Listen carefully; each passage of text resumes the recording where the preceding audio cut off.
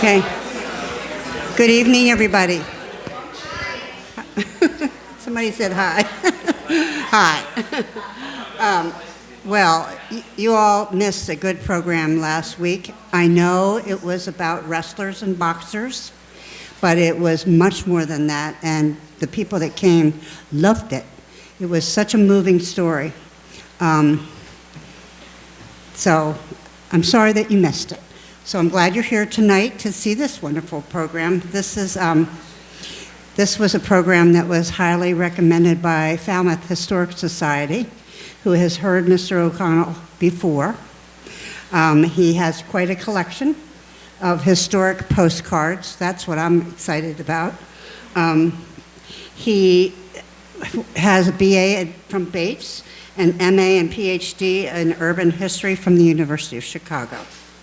So this week's program is being sponsored by Wolfgang Fatler. So thank you very much, Wolfgang.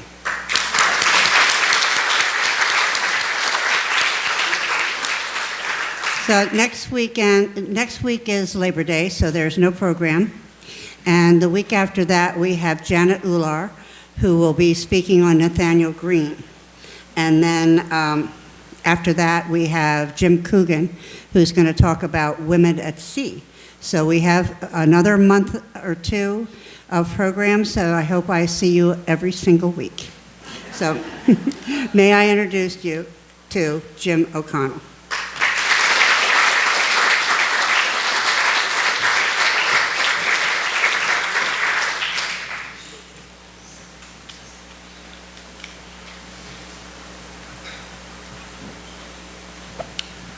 Hi, I'd like to thank you very much for coming out tonight. It's a real pleasure to be speaking with you. Answered, I should say a little bit more about myself. The talk I'm going to be giving tonight is based on a book that I came out with about 20 years ago, Becoming Cape Cod. And it's a history of Cape Cod as a travel resort. And it came out of a whole experience I had because I had been working before that for about a decade at the Cape Cod Commission as their economic development director. I'm a historian and really interested in the place and collecting books, read everything about Cape Cod, etc., and just couldn't resist the wealth of postcards, which I thought really told the story of this place.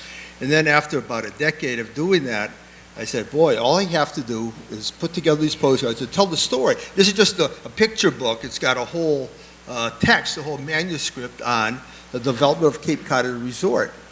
And here's a picture of the book. It's a nice book. It's out of print, but you can still get it as a used book online. And I was also tangentially involved with this Heritage Museums and Gardens. It used to be called Heritage Plantation. For a couple years in 22, 23, they had an exhibit on the history of Cape Cod as a resort. Did anybody here happen to catch that exhibit? It was a terrific exhibit, partly based on my book, and we put out a catalog here, which you might find, there still might be copies around.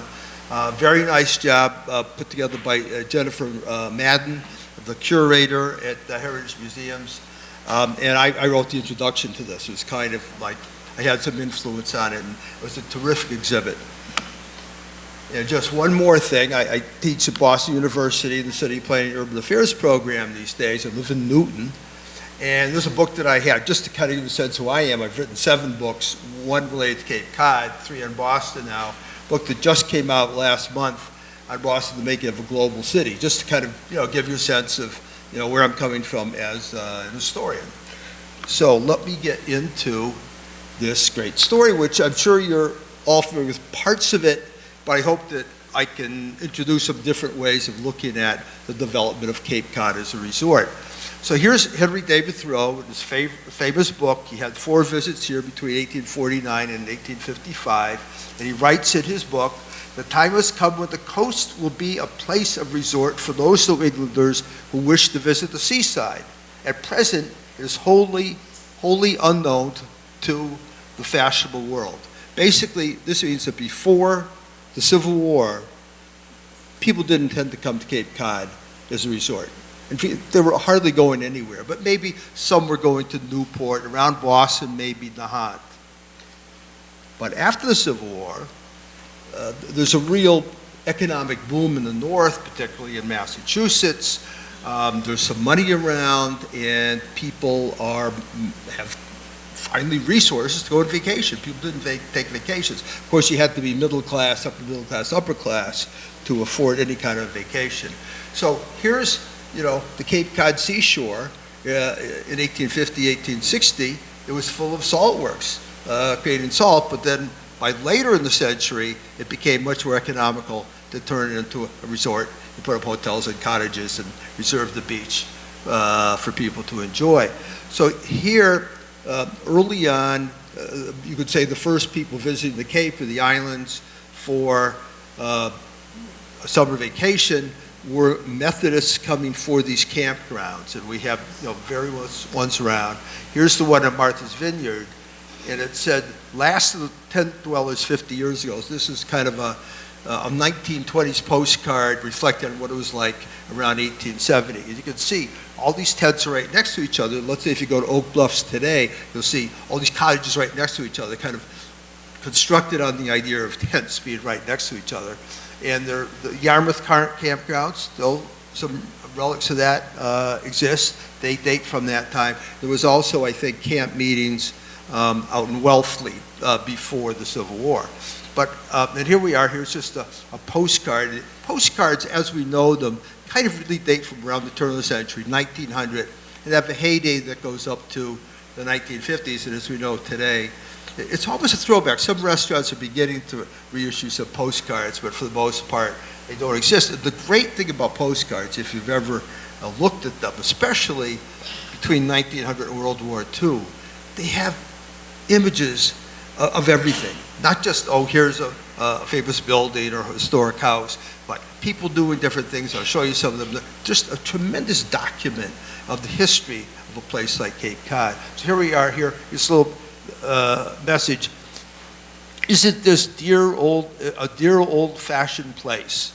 It really was. When Thoreau was coming here, it was really kind of a forgotten place. The maritime economy that had been flourishing on the East Coast really begins to die off after the Civil War. The train systems come in, and people do that much more instead of sailing. So here we are, railroad era at Cape Cod. It begins, the first train from Boston got to Sandwich by 1848, Hyannis 6 years later, Woods Hole 1872, going all the way out to Provincetown by 1873. Chatham, it took a while to get the train to Chatham to 1887. And here's a picture of the Hyannis station in 1914. And that's what really opens up the Cape, where you can kind of get here in a few hours from Boston and spend a week. Lots of people would spend the whole season if you had the resources. So here we are, Falmouth Heights. You could argue that this is maybe the earliest cottage colony. The hotel just there up on the bluff is the Tower House Hotel, and behind it you can still see remnants of that colony, little cottages, a few gingerbread cottages, kind of right next to each other. And I could go into all these. You can look at my book in much greater detail. I'm not trying to say I know so much more, but there's so many stories I'm showing you tonight. Here we are, Highland Light Lodge and Cottages. If you've been out there, the Truro little museum there, that used to be an inn. I don't know how many rooms they had, 10 or 12 rooms, but that was a place of summer resort, little cottages, and of course that's right next to the golf links where you have one of the earliest golf courses in America. So these cottage colonies were developing fairly quickly, 1870s on, 1870s up through 1900, particularly in Falmouth and Bourne along Buzzards Bay. And you could look at all these different neighborhoods, if you will, villages, and originally settled by people from certain communities. If it's Penzance Point and Quissit down near Woods Hole, there are a lot of New Yorkers, wealthy New Yorkers, who had cottages there. Or I love this here, Knivescliff, Attleboro jewelry manufacturers, people who were managers and owners of jewelry factories. They said, let's go to Cape Cod, we'll go to Knivescliff, we'll start a little cottage colony there. You've got Monument Beach, Worcester and Brockton shoe manufacturers, Katamet. shoe manufacturers. So this word spread, and people would go to places with their friends, relatives, and associates. So here's just another, the Cape Codder, which, you know, existed into lifetimes of many of us here, taken down in 1989. Here's the Dude Train. If you've heard about this is really so intriguing. You say, wow, this was happening. It ran from 1884 to 1916, World War I. And basically, in July and August, every Monday through Friday, they'd have a train that was chartered, a chartered train. You know, if you're basically men, these were businessmen. And they would go up to town for the day. They'd get to Boston by 9:30, and then would come back pretty darn early, 3:30. They'd only be up in Boston 6 hours. You wonder what they were doing. But, you know, I don't know, maybe they had lunch too, but there was enough traffic for them to be running this train every day. I used to think, or maybe a lot of us had experiences where we had fathers, whatever, and they'd work during the week, and then they'd come down on the weekend. But to think that they were able to go up to Boston, and you know, after it had 3 or 4 stops coming up over the Cape, but then after got off the Cape, went straight to Boston, was there in less than 2 hours. Gray Gables, Grover Cleveland, when he was president and when he was not president, he was staying at Gray Gables. This is where he stayed for most of 14 years. Again, they're great stories. So this is a new slide that I put in because I really want to emphasize this. Why did people who could afford it want to go on vacation? Well, it's here or Maine or the lakes of New Hampshire, whatever. Cities, Boston, any city of any size was a pretty unhealthy place in the summertime. Of course, there was no electricity or fans or air conditioning, but lots of childhood diseases. It was awful in the 19th century, into the 20th century. All the horse manure and the pollution. The cities were really thought to be unhealthy places in the summertime. And whether you're in New York or going to Atlantic City or Philadelphia, going to Cape May, whatever, if you had the resources, you would get out of the city. And it's really amazing. People would come for the season. And you say, geez, I don't think it really costs that much to stay in some of these hotels and cottages back in the day. Of course, the average working person got no vacation. You know, they were lucky to get 4th of July and, Christmas off. So here we are. Hyannisport is about the same time as Falmouth Heights. And kind of the anchor, it's often the first building of a little resort colony. You have a hotel, people come to stay in the hotel, maybe they'd stay here a few years and say, oh, now I'm ready to rent a cottage or maybe own a cottage. And I point this out here in 1905, you had all these wooden, seasonal hotels that were only in use 3 months of the summer. And I don't know, when things were maybe not so great economically, there would always be some fire in the winter, and that'd be the end of it. And the majority of these wooden, why did they have a fire? The majority of these wooden hotels burned down. Here we are in Hyannisport, which dates from this period. And Joe Kennedy came to Hyannisport. I don't know if you know kind of the famous tale. He originally wanted to stay in his summer vacations in Cohasset, and he tried to join the Cohasset Country Club, and because he was an Irish Catholic, they wouldn't let him in, so he got mad and came down here, and he did get into the Hyannisport golf course, and that's how his family got started coming to Cape Cod, and still comes. Here we are. This is up at Dennis. We're going to just jump you around the Cape.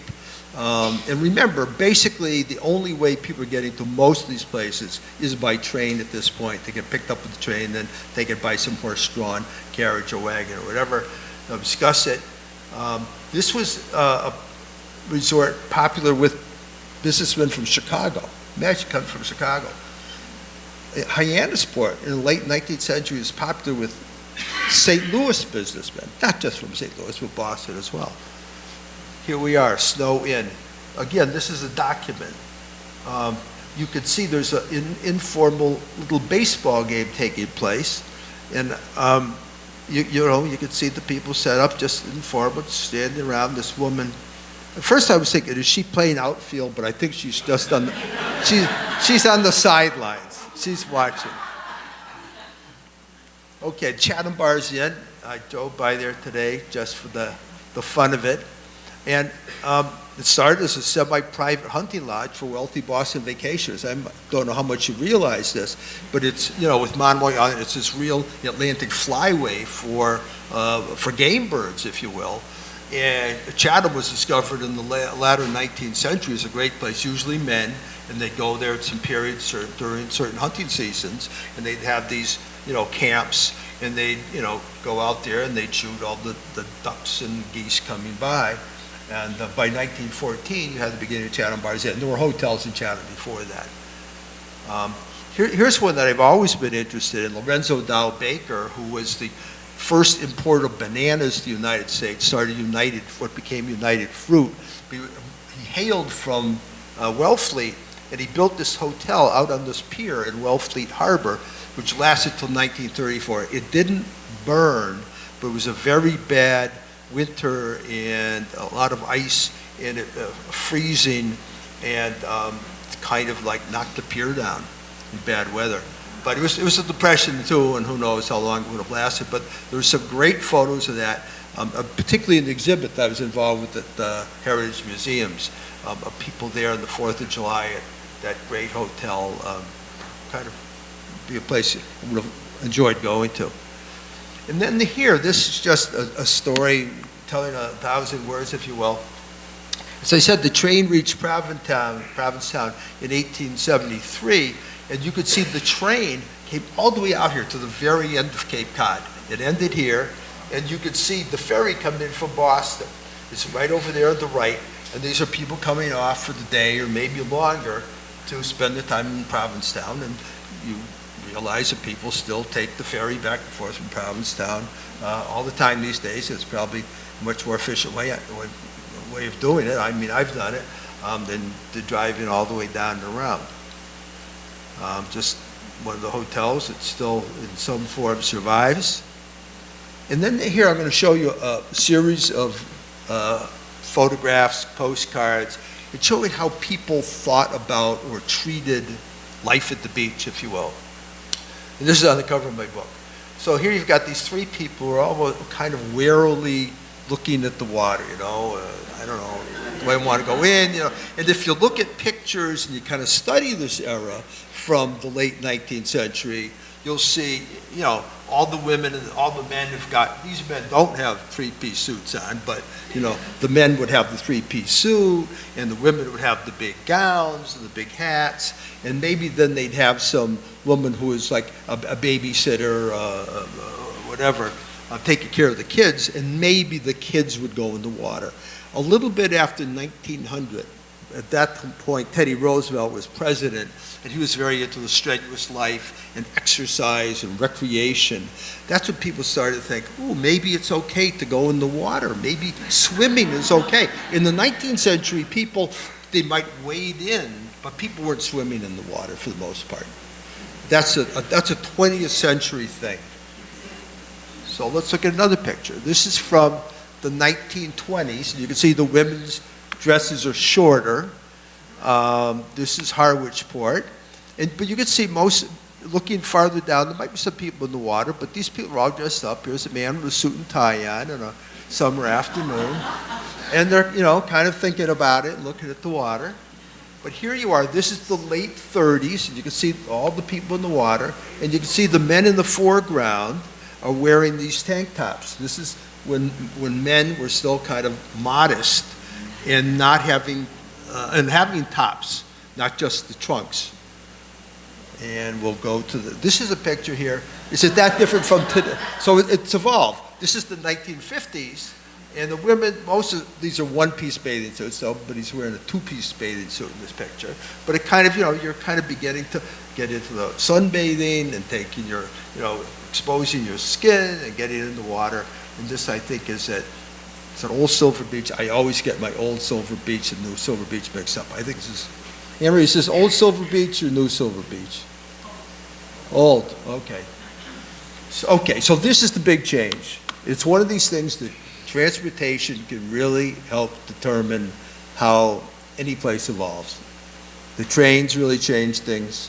But remember, when we had the trains, people would basically go and stay in their cottage colony. If it was at Buzzards Bay, it was Hyannisport, Falmouth Heights, whatever. And they'd stay there, and maybe they'd go out for boat rides. Maybe men would play some pool in the hotel. There'd be some music, there'd be some dancing, some dining.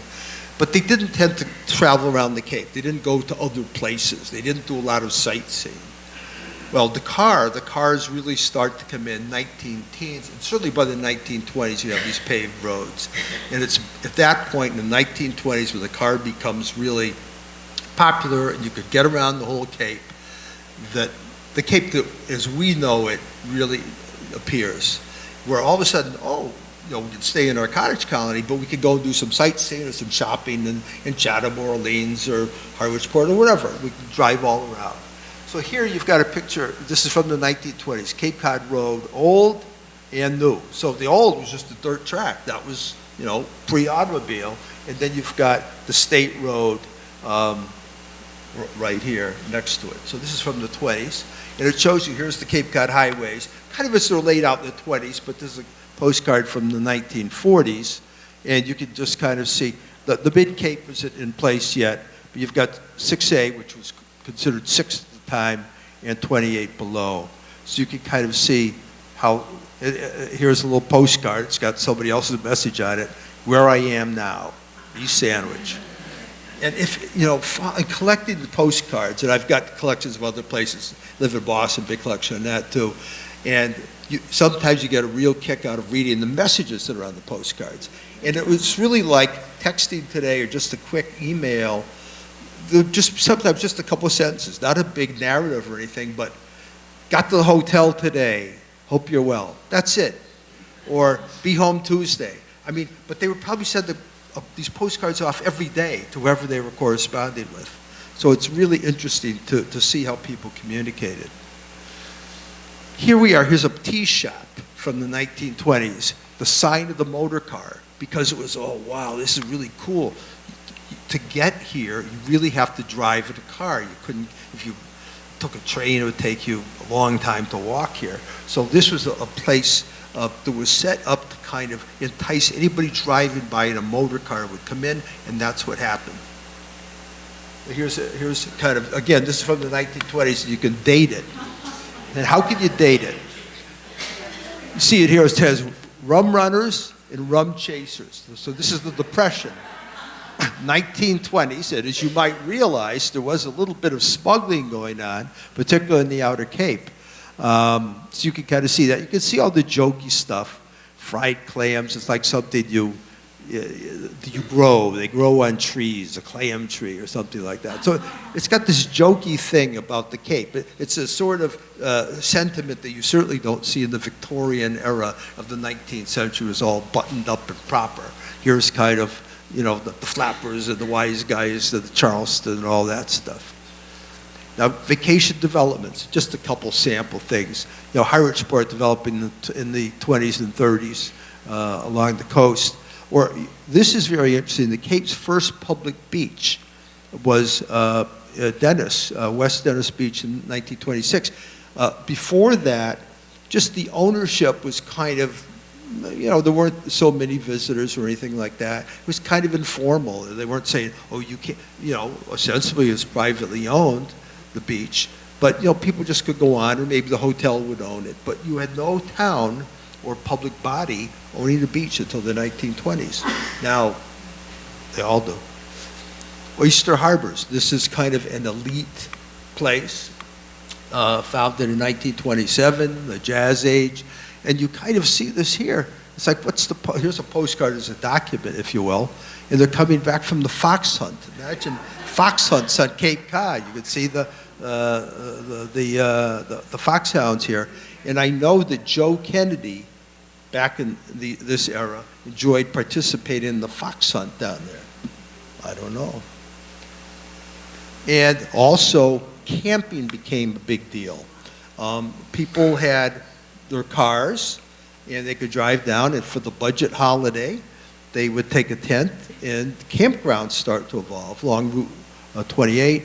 And here's Nickerson State Park, which is interestingly considered to be the first state park in Massachusetts. where they set it aside. You have the metropolitan parks around Boston, but it's a state park with campgrounds, and you can see these modest little tents set up. Now, one of the things by the 1920s, people were really beginning to recognize and celebrate the history and heritage of Cape Cod. And I have a lot of fun in my book on that. Obviously, Tales of Cape Cod is a later iteration of it. But back in the late 19th century, people really weren't interested in that. They just came here for the recreation, the fresh air, and all that. But by the 1920s, the Cape was kind of an historic place, and you had people who did date back to the seafaring era, the maritime era, and that became part of the appeal. And partly because you could drive around now and appreciate the whole history of Cape Cod, not just be stuck at Nubscussett or Falmouth Heights. You say, oh, I'd like to see the historic houses. I'd like to go antiquing, if you will. So here we are, Cape Cod folks. Here we are, Heritage Tours. Has anybody ever read a book by Joseph Lincoln? I'm seeing a couple of nods. Okay, over here. And if you know his books, he wrote these novels about Cape Cod, and he wrote about 40 of them.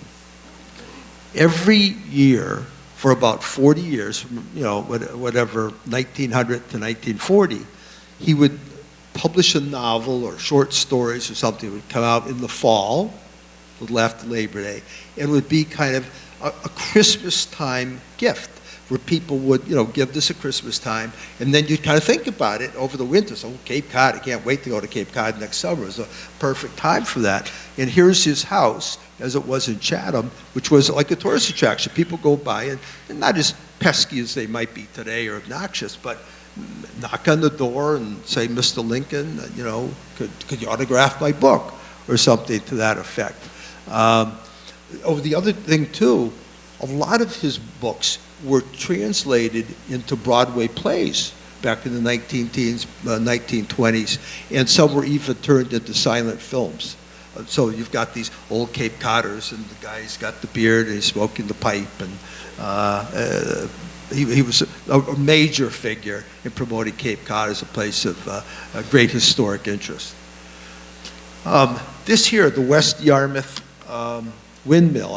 We do have some windmills here, Eastham, whatever. But there was this windmill, and it says, the oldest mill on Cape Cod on the roof. That's what they did to, promote this in the 1920s.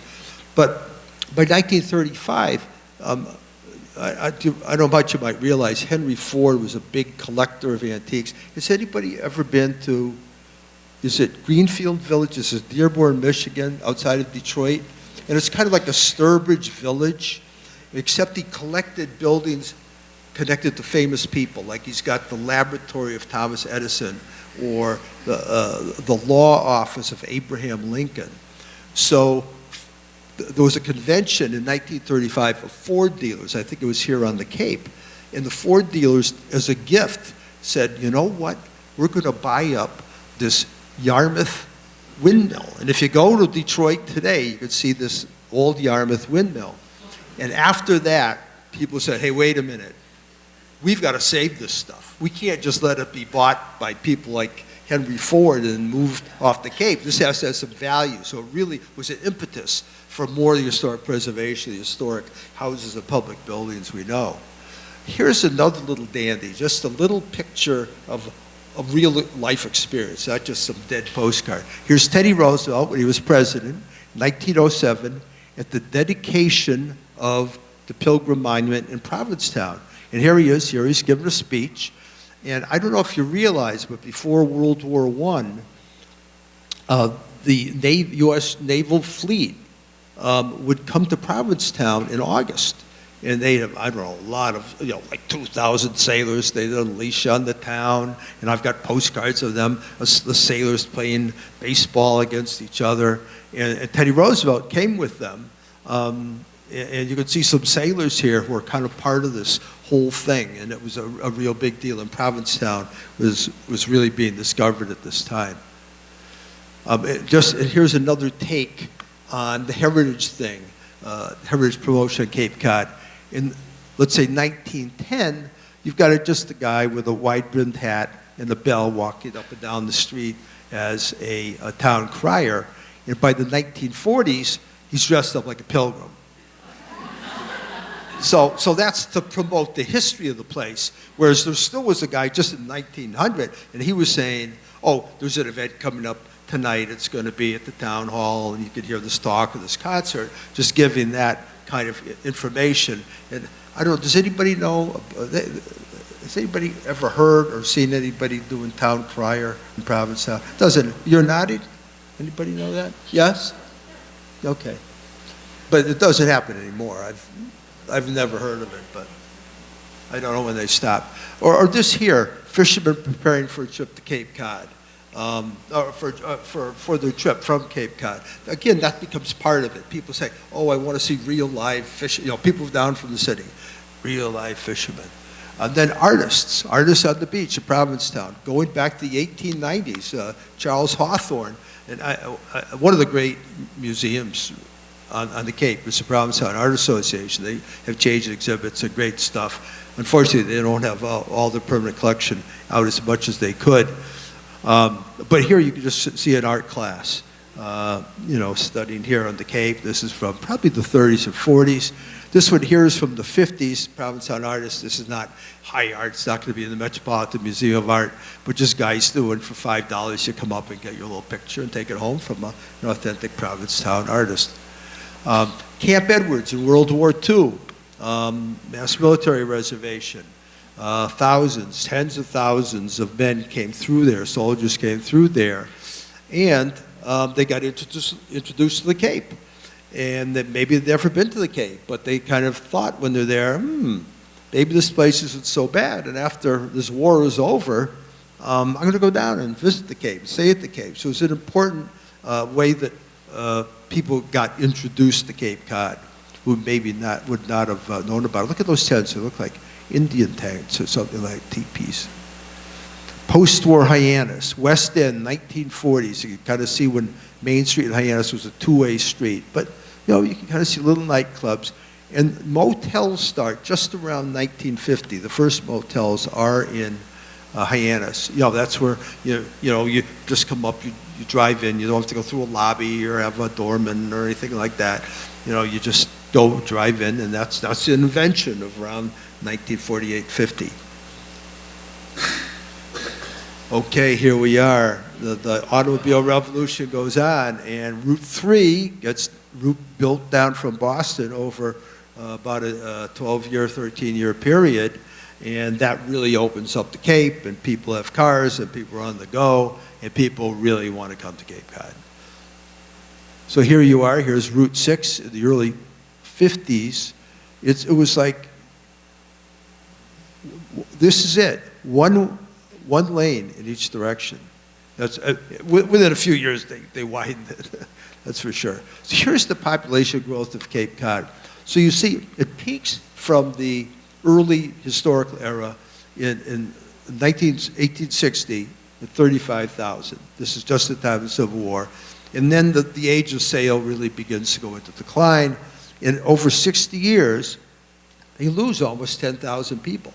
And the economy is basically this thing that is a seasonal thing. People really work hard. They still try to make their fortunes in the summer, but then it's dead the other 9 months. Now it's completely different. It's much more year-round. But for many years, it was really dead except for the high summer.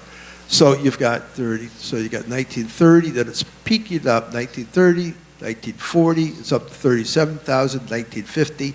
And then in the 50s, if you look at this, it doubles from 1950 to 1960. No, it doesn't quite double. It doubles between 50 and 1970. And then it doubles again from 1970 to 1986. And I'm sure a lot of you remember that period when it was a real booming place. People say, oh my God, how much more development can we take? It kind of peaking out around 2000 and then drops for, even I can't quite explain how it dropped a little bit in the early 2000s. We did have a economic downturn in 08 and then kind of perks up again. But it kind of gives you a sense of how the automobile, particularly after World War II, really opens up the Cape for much more of a year-round experience of people coming down here to retire. I'll tell you, before World War II, people were not coming to the Cape to retire very much, but it starts to become a thing.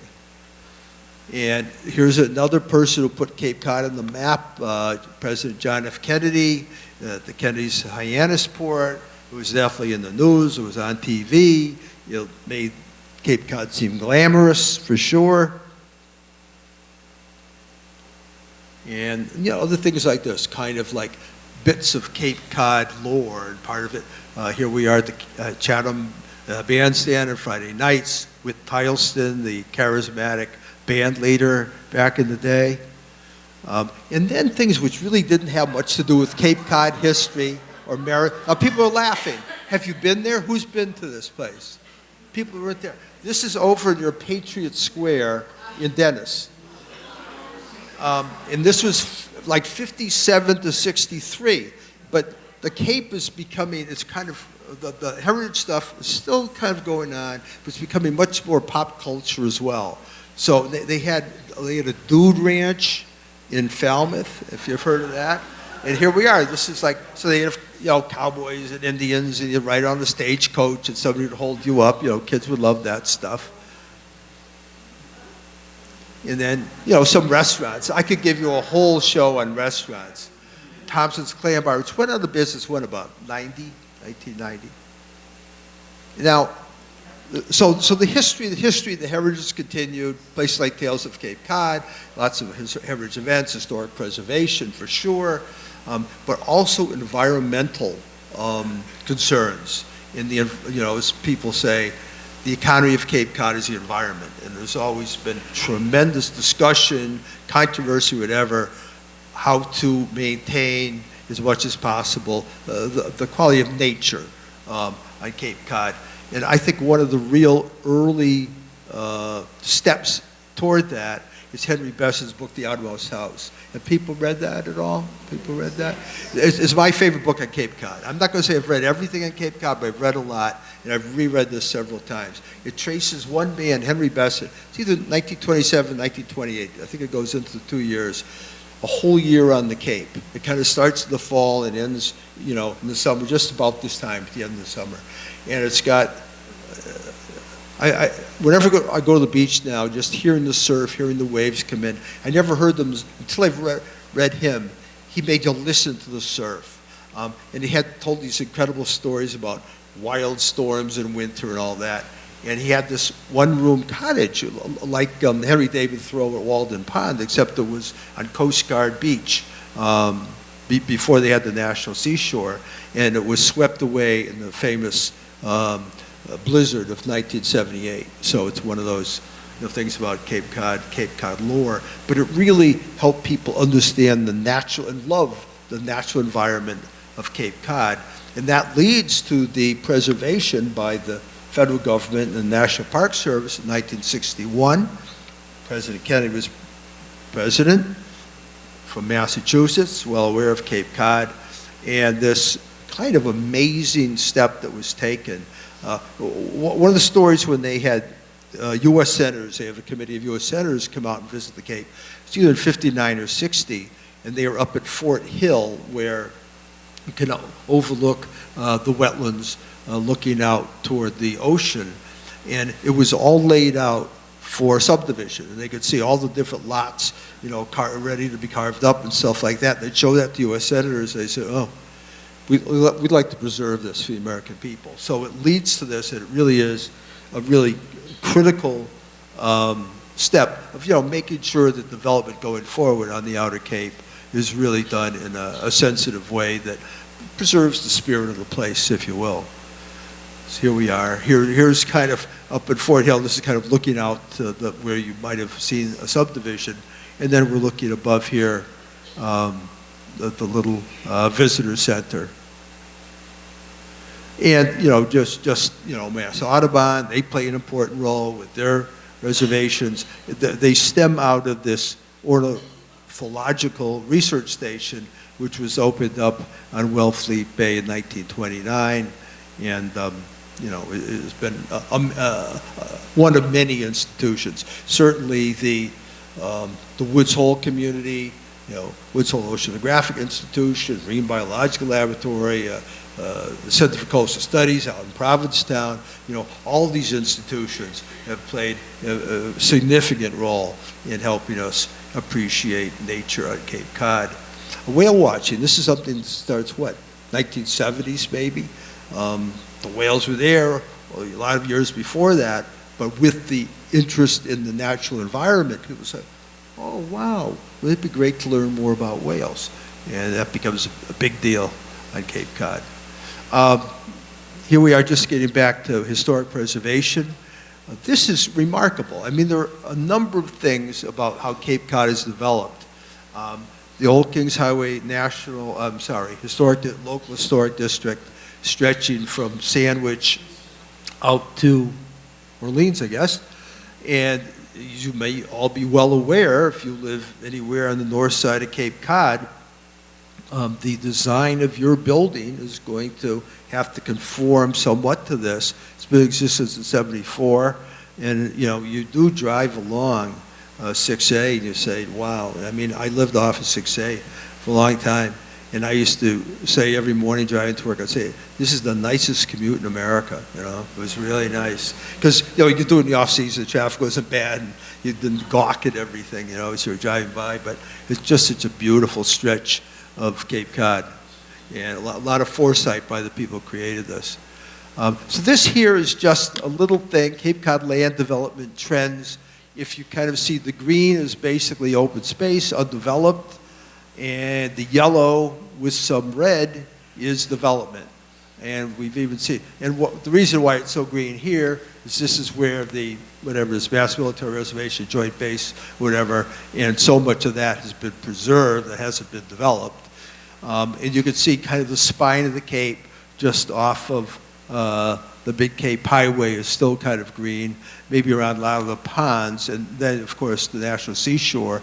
But it gives you kind of a graphic sense of how the Cape's developed. I'm just about finished.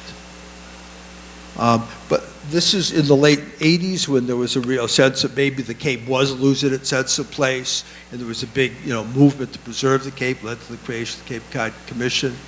And here's a article in the Boston Globe. It's Cape Cod's natural resources are being obliterated. Its roads are congested, and its land is being swallowed up by development. Cape Cod, as we know it, is being ruined, and few seem to care. That's what the Globe was saying. Here it is, 100th anniversary of Cape Cod traffic jams. That's a political cartoon. But the Cape is not perfect, but I think that there was a real sense that, okay, we've got to be kind of deliberate as we go forward.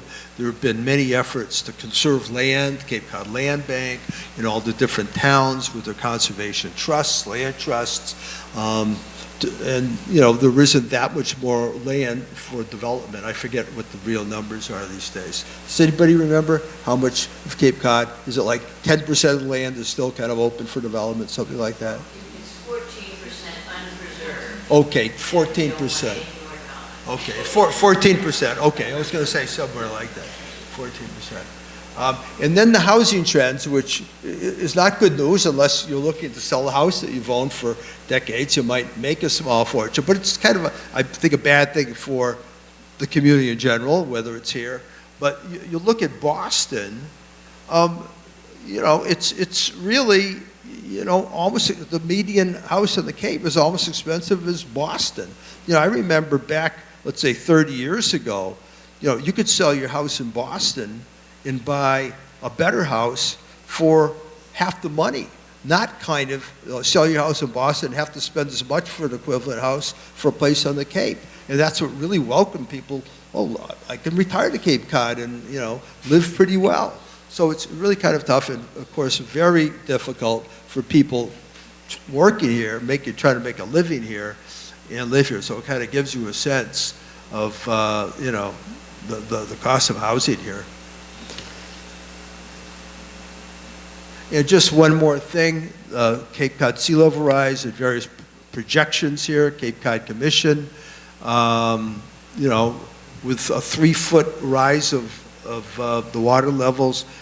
We lose 5% of land mass, and 48 miles of road can be submerged. So who knows? This has been around for a while. There are always updates to this. I don't have the latest, but it kind of brings us up to present day. So I've got a few more slides I could show you, but I'm not going to go just say, hey, I've got stuff right here, but I'm not going to tell these stories, right? I don't want to go. Maybe you'd like to hang around and we could have a few laughs for the rest of the evening. But they told me I had to stop in 45 minutes, and I'm right on the dot. Well, I didn't. I always stick that in. I always have extra slides, you know. Okay, I'll show you a few here. Santuit House, if anybody knows this. This went back in 1860. Katuitt was an early place for visitors to stay. Now, this is Hotel Chatham. It only lasted 3 years. It lost money, and then it burned down. It was kind of down near the coast. See, Chatham didn't have its own railroad link until, what is it? I showed you earlier, 1886, 1887. So this opened just after that. So it was kind of hard to get to Chatham. It was a late place to develop. And this was, for the age, this was a magnificent hotel, but it went belly up economically. There was a big depression in 1893, and then mysteriously over the winter, it burned. Hotel Mataquasin, this was in Chatham, kind of out again, where there are a lot of nice houses today. And then just here, this is kind of a 1920s thing, an old salt on Cape Cod. And it said on the back of the card, why worry? I'm an old man, I've had many troubles, but most of them never happened. So that's kind of like the old salt. You come down and they say, oh, the shipwreck of 1904, you know. I know it didn't happen to him, but that's what people would come by. They'll buy the Cracker Barrel at the general store. That's what they want to hear. The Mill Hill Pavilion in West Yarmouth, kind of the nightclub. You could see, established 1917, you could see the old cars coming in for a big swing at the Mill Hill. This is Great Island, which you know most of us don't go out on in Yarmouth, but this was a hotel that kind of, again, as I said, there was usually at most cottage colonies, if you want to call them cottages, this was an anchor for people to stay at. They stay here and say, oh, I think I like it, I'm going to get my own place to stay. Aberdeen Hall, it only lasted about 20 years. Craigville Beach, early on, you could kind of see the people on the beach. This is from the 20s, and kind of, you know, half of them are fully dressed, and some have some sorts of bathing suits. And you could see, you know, a scene at the parking there along the road with the Model Ts and all. And the private sporting clubs, it takes a little while, but when people were coming down here, they said, okay, you know, what are we going to do? We've got to find some things to do. And yacht clubs are early on, whether originally, if you were a gentleman coming down from Boston or Providence, whatever, or a shoe manufacturer from Brockton, you know, you'd come down, you'd go out for boat rides. A Cape Codder would kind of sail you around. But by the 1890s, 1900s, maybe you'd start to say, hey, I want to sail myself and have my own sailboat. And then golf clubs. Cape Cod was a pioneer for golf. As I said, the links out there, Highland Links, Truro, Cumberquid is a really old golf course. That goes back to the 1890s. Woods Hole had an early golf course. So Cape was an early adopter of that sort of recreation. Children's summer camps were a big thing, and that really starts again by 1920s, 1930s, and they often would have a sailing component to it. And a little bit more on Provincetown. And here's a postcard on the left from the 20s. It looks like just a colonial house, the oldest house in Provincetown. But by the 1930s, just 10 years later, it's all decked out in flowers, and they're trying to interpret it more, trying to sell it more. They might put up a historic plaque or something like that. Here it is, some people's idea of Cape Cod, 1920s, you know. Cape Cod Road, the old salt, the milk factory, you know, kind of making fun of the city slickers who didn't know, you know, where things came from. Oh, trees, yeah, get that out of the oyster tree or whatever, kind of making the city. And that's the whole idea behind Joseph Lincoln's novels. They're always about the off-Cape people coming on vacation. They're city slickers, and they're kind of mocking the Cape Codders, these foolish old-fashioned people who don't know anything. But it's the Cape Codders with their common sense who always make out in the end and kind of, show the city slickers the wisdom of life on Cape Cod. They all turn out like that. The city slickers never write in the Joseph Lincoln novels. Then here we are, greetings from Cape Cod, a neck of land where necking is allowed. This is crazy stuff. Cape Cod cootie, Cape Cod cutie. This is 1920s, 1930s. You can see that mores are loosening up in America at that time. Do I have anything else? Cape Cod Pilot Guide, Federal Writers Project, very interesting here. Cape Cod Playhouse, 1927. And that starts 27. They build the cinema a couple years later. And again, this works because people are now driving around. And you could draw people from, throughout whatever it is, the north side of the Cape, mid to outer Cape, to come in and see plays, starting in the late 20s. Here it is, Elmer Kroll, who was a famous duck decoy maker, kind of a local craft. It's selling these different things, the duck decoys, these little wooden windmills you would take home as a souvenir. Antiques became big in this era. Sanders Glass Museum, first glass exhibits, 1925. Before that, people said, oh yeah, Sanders Glass, they existed, who cares? But, oh wow, Sanders Glass, we ought to collect that, we ought to show that to people, we ought to interpret to people as a work of art. And then I love this one here, 1950s, when people were addicted to TV. They said, oh, we can't go anywhere. We're too busy on TV. We can't, the guy, fathers smoking a cigarette. They say, turn the TV off and come down to Cape Cod, a real place. So I love this here. Just satirizes us watching television. Storyland, Hyannis, Cape Cod Mall. And then I-495, which really was another important link. You can see its dates in bringing people from, farther out from Boston. Route 3 was in place, but this is bringing you down from, Worcester, Springfield, Connecticut, whatever. And then comparative development patterns. I kind of keep this here. One thing about Cape Cod, which really does stand out, let's say here's an aerial here, Dennisport, Harwich, etc. And then here's Miami Beach. We didn't turn out like Miami Beach, did we? We don't have, or lots of Florida. We don't have any high rises. Of course, no one would ever allow it. But it's just, it has maintained with all the criticism we can make. And that's why you're here tonight, because you probably really enjoy being in this place and thinking about it, that, we have maintained a level of quality here of the environment, whether it's a built environment or a natural environment. Anything else here? Kingsway, I'm just showing.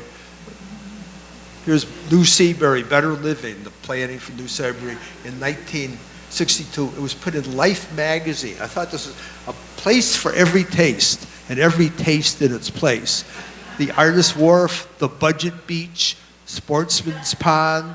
And this was the plan the original plan for New Seabury back in '62. Anything else? I've got to be finished. Okay, I'm finished. That's it. No more.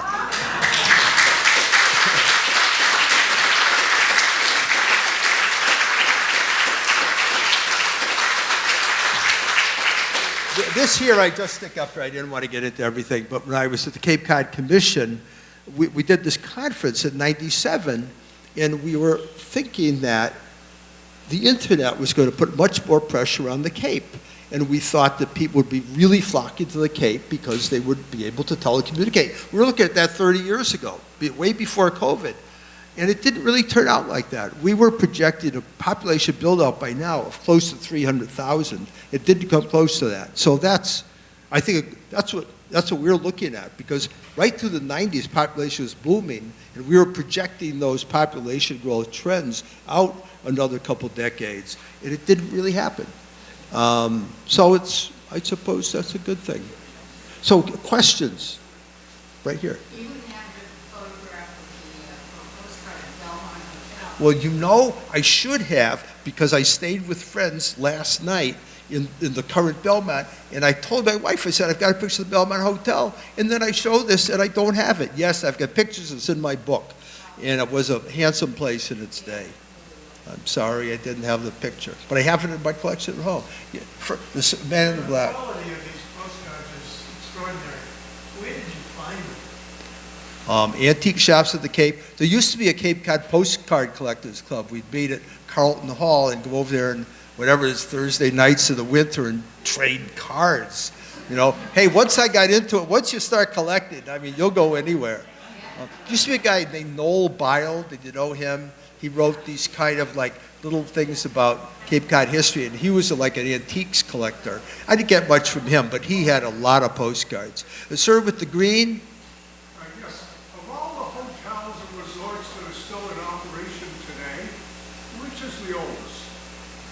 well, this central house, which is kind of not quite the way I showed it, out in Provincetown, the building, the place is from the 1870s, but the building is from, I don't know, 1900. What else would be the oldest? China Bars is 1914. That's pretty old. And that kind of maintains its shape from 1914. That burned down. That's the newer building.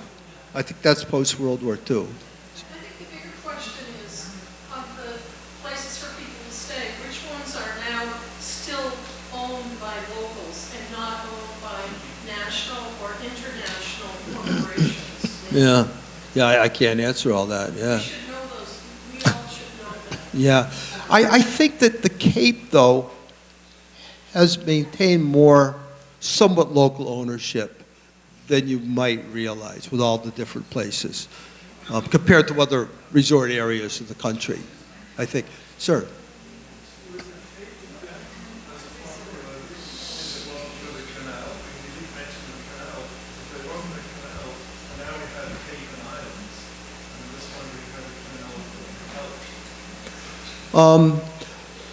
Well, certainly it changed the experience of the place, because before the canal there was the Scussett River, so you would have little bridges to get over that, to get over to the Cape. But it really does have this grand sense of arrival, which you didn't have before the canal was opened in 1914.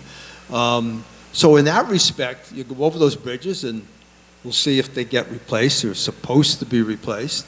But I don't think it changed it that much, except creating, and of course it helped usher in the automobile age, though these bridges date from the 1930s, but there were earlier bridges from the 19-teens, which were totally inadequate within 20 years. But it helped really create this automobile landscape that we have. Sir? I noticed in a number of the postcards that depicted various things that the Cape is known for, like clamming and lobsters and et cetera, et cetera. None of them mention cranberries. Is there a reason? No, cranberries were part of it, and you'll find that in guidebooks, and they'll tell you where you can find a cranberry bog and when you could go to the harvest and all that. You'll see that. That's promoted. I think I've got a picture in my book. I just didn't show it tonight. But that's part of the heritage of Cape Cod, for sure. Ma'am. One of the photographs of Provincetown where they're coming off the wharf from the ship, and then they have the train, which was faster. The boat. The boat was fast. If you were coming, I would say that people, if you were going from Boston to Provincetown, you would not go all the way by train. It's probably something which is taking people intermediate coming up from Barnstable, or maybe it's for freight or things like that. But people would have just taken the boat. Ma'am. When was, one of the things I think is best about the Cape is no huge billboards. Do you know when that rule was put through? I don't, but it's been around for a while. 60s, 70s? 60s. Yeah, coming out of that era, right. Keep America Beautiful. 60s, I think. Sir? Could you put that map of the sea level rise? Yes. Yeah. Just Oh, wait a minute. say that again. What the trends